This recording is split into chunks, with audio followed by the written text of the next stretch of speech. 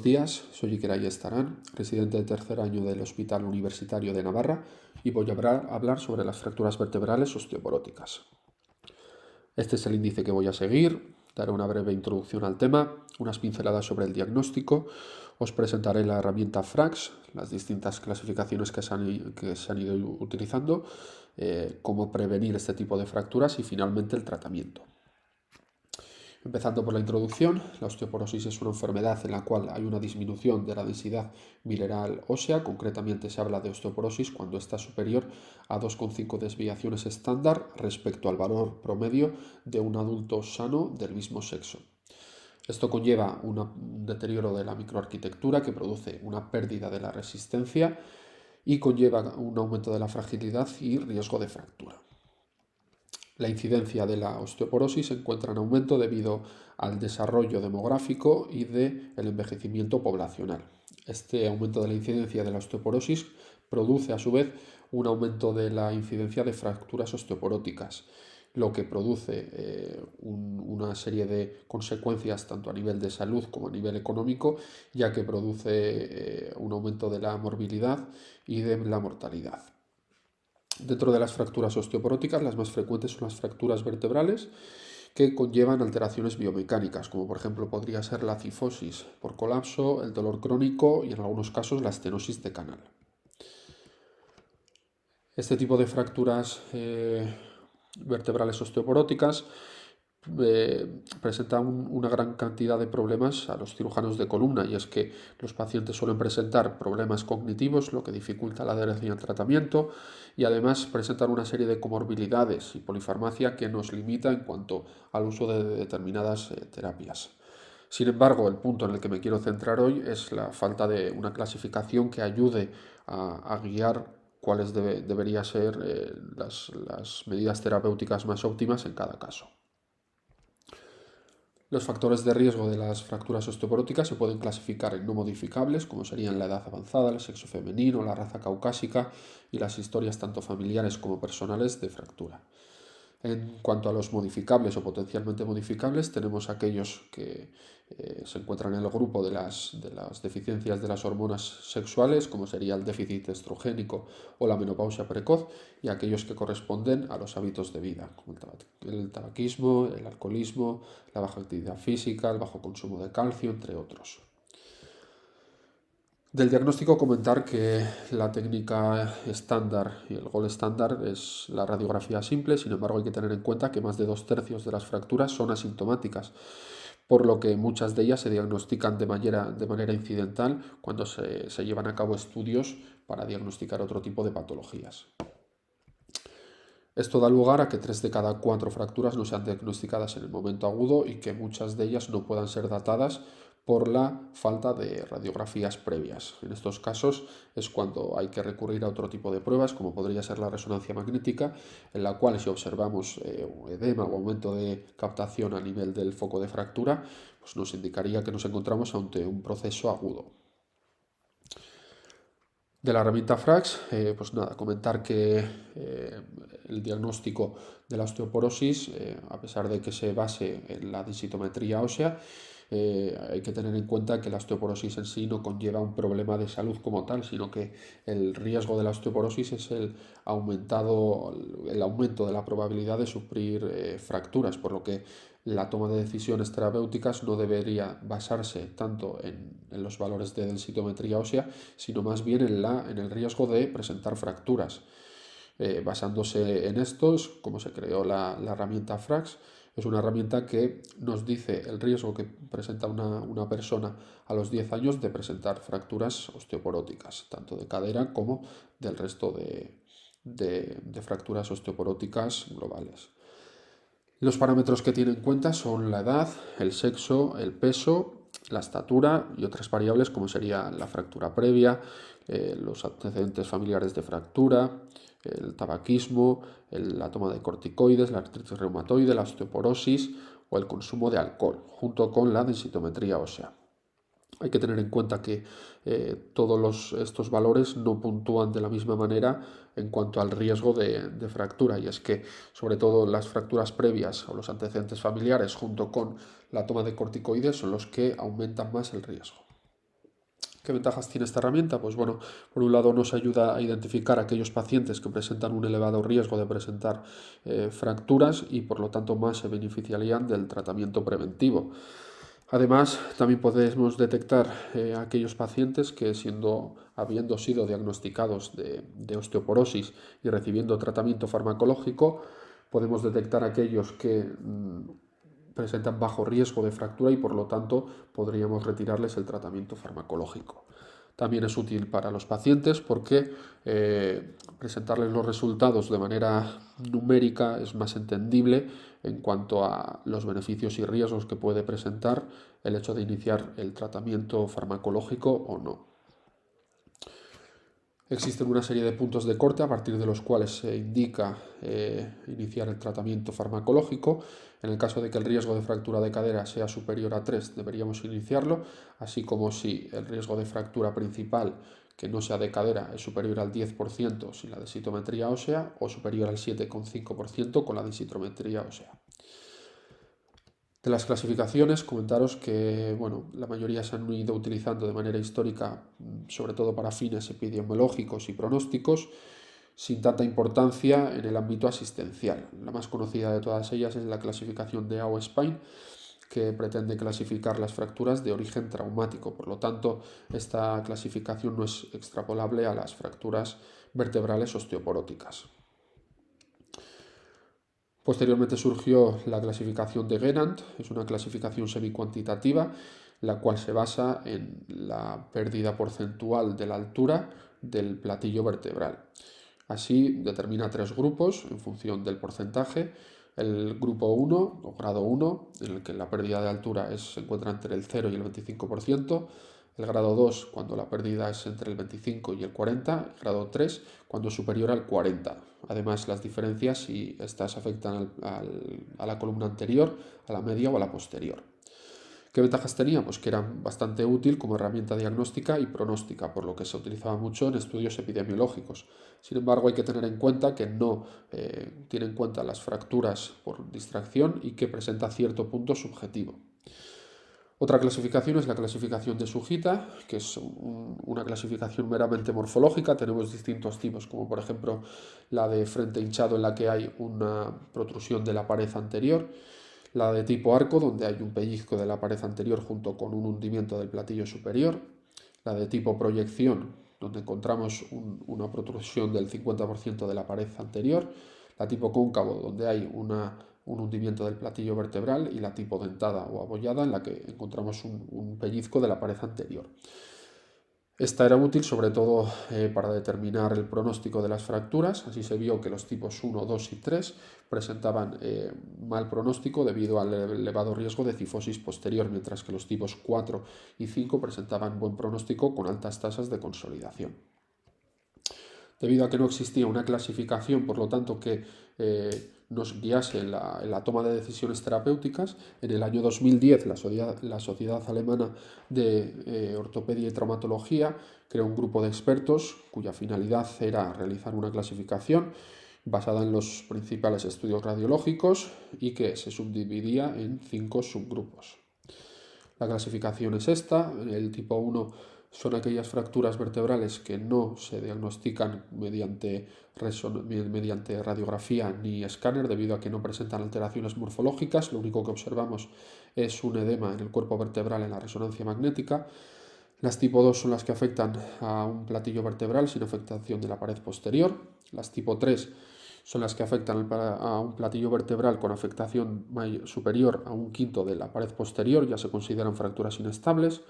Las tipo 4 se subdividen en 3 grupos.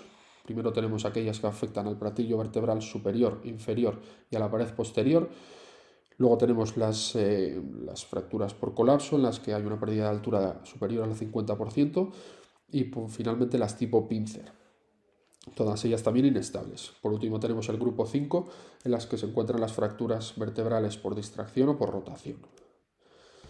Una vez creado esta clasificación, el siguiente paso era crear un score que nos dijese cuáles de estas fracturas se debían tratar de manera conservadora y cuáles de manera quirúrgica. El score es el siguiente, consta de varios parámetros: la clasificación que os acabo de comentar, la densitometría ósea, la presencia actual de fractura, Dolor a pesar de la analgesia, la capacidad de movilización, el déficit neurológico y el estado general de salud.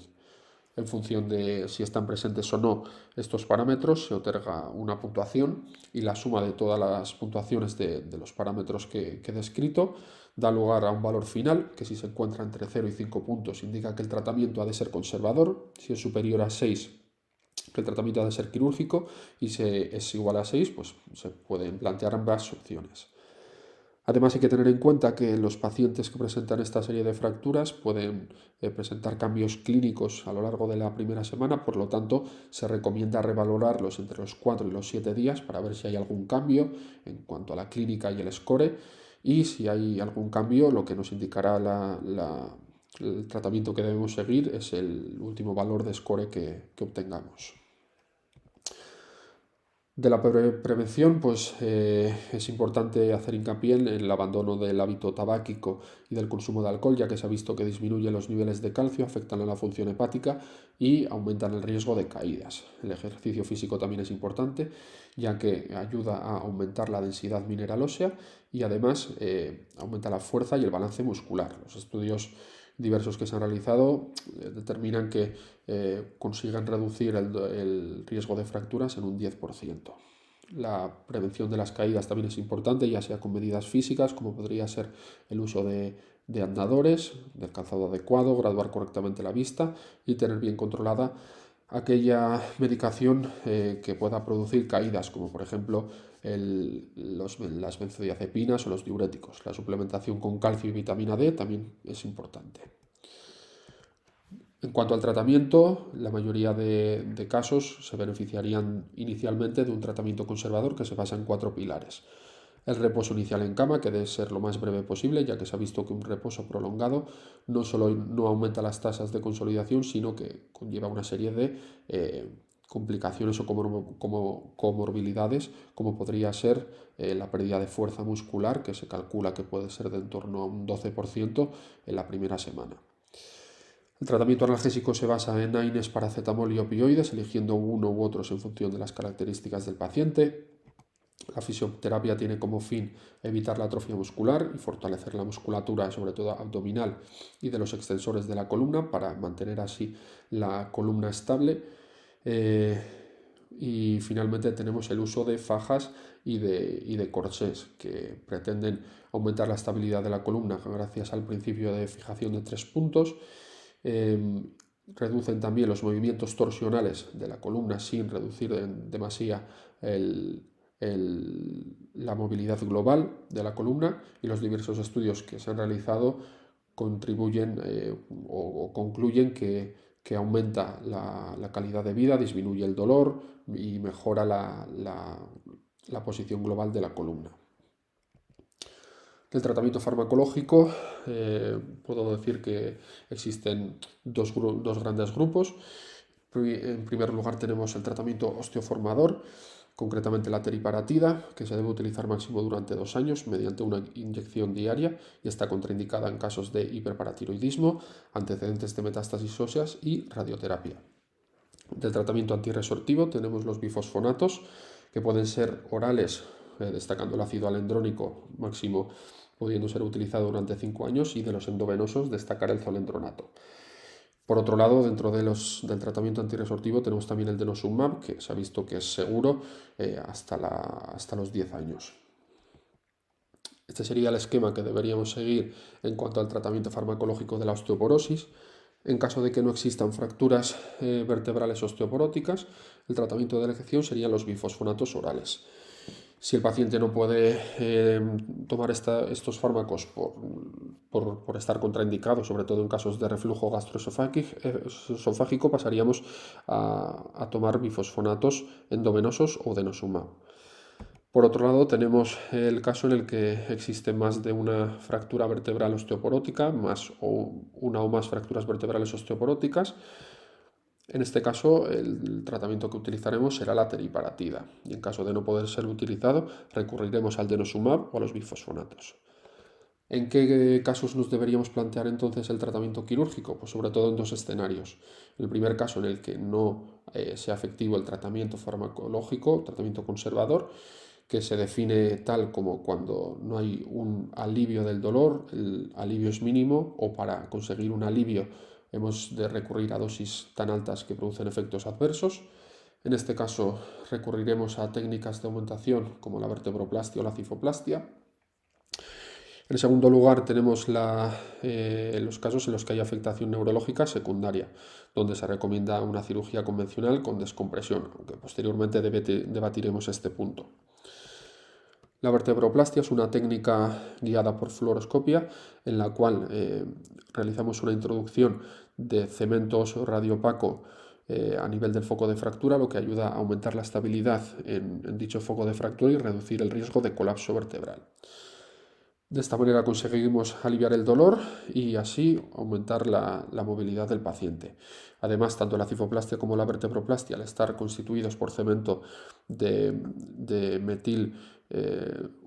polimetilmetacrilato, esto genera una reacción exotérmica que da lugar a una destrucción tanto térmica como química de las terminaciones nerviosas vertebrales, lo que contribuye a un alivio del dolor. En este estudio y en muchos de ellos se ha conseguido llegar a la conclusión de que este tipo de técnicas son más efectivas que el tratamiento médico y que el placebo en el alivio del dolor, incluso a los 6 y a los 12 meses. En cuanto a la cifoplastia, obtiene los mismos resultados que la vertebroplastia en cuanto a aumentar la estabilidad y evitar el colapso, pero además lo que consigue es recuperar la altura del cuerpo vertebral. Para ello lo que se ha de realizar es introducir un balón que se hincha a presión a nivel del foco de fractura, generando así una cavidad que se rellena posteriormente con cemento. Y así conseguimos recuperar esta altura. Además, debido a que introducimos en este caso el cemento en una cavidad de baja presión, disminuyen las tasas de fuga de cemento. Las fracturas que más se beneficiarían de este tipo de tratamiento serían las fracturas agudas con un ángulo cifótico superior a los 15 grados. ¿Cuándo se han de aplicar las terapias de aumentación? Pues bueno, en este estudio se realizó un seguimiento de la evolución del dolor en este tipo de fracturas en pacientes que no recibían tratamiento farmacológico y se vio que la mitad de ellos presentaban un descenso de dolor a los 3 meses. En estos pacientes el alivio del dolor a los 12 meses era prácticamente completo. Sin embargo, los pacientes que a los 3 meses no presentaban un alivio del dolor tenían altas probabilidades de presentar dolor crónico.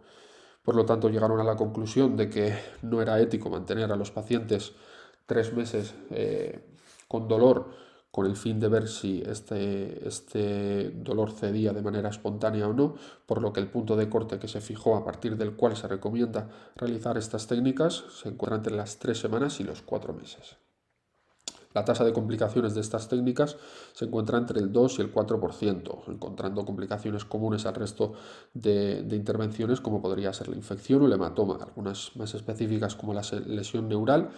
También podemos encontrar la fuga de cemento que se puede presentar de manera asintomática detectándose únicamente en las radiografías posoperatorias o sintomática que puede ir desde la compresión neural o radicular hasta cuadros de anafilaxia. Algunos autores además han afirmado que estas técnicas conllevan un aumento del estrés biomecánico, lo que da lugar a fracturas en niveles adyacentes. Sin embargo, en este metaanálisis se ha visto que esto no es cierto y que por lo tanto estas técnicas no producen un aumento del riesgo de fractura en niveles adyacentes. Estas dos técnicas han sido comparadas en múltiples ocasiones. Aquí os presento dos metaanálisis. En el primero de ellos, la conclusión fue que la vertebroplastia presentaba un mayor alivio del dolor y que la corrección de la cifoplastia en cuanto a la cifosis no era tanta. Sin embargo, en el segundo estudio se vio que la cifoplastia presentaba un mayor alivio del dolor, una menor fuga de cemento y una mayor mejoría funcional. A pesar de que los resultados son un poco contradictorios, lo que está más que probado es que estas dos técnicas presentan un gran alivio del dolor comparado con el tratamiento conservador.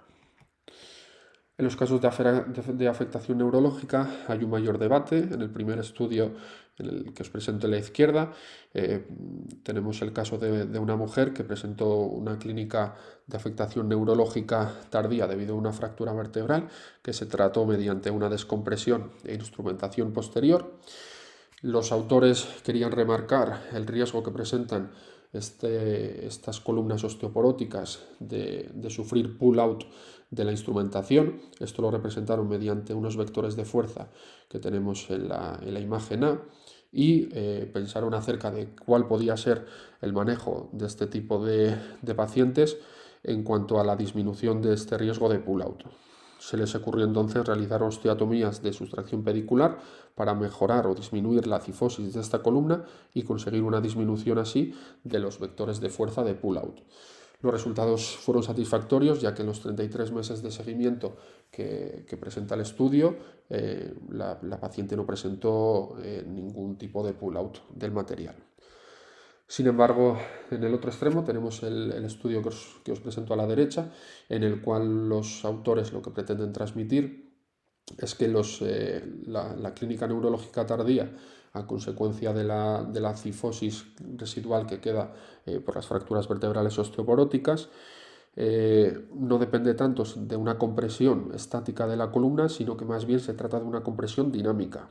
Esto lo probaron gracias a la realización de resonancias magnéticas dinámicas en flexión y extensión.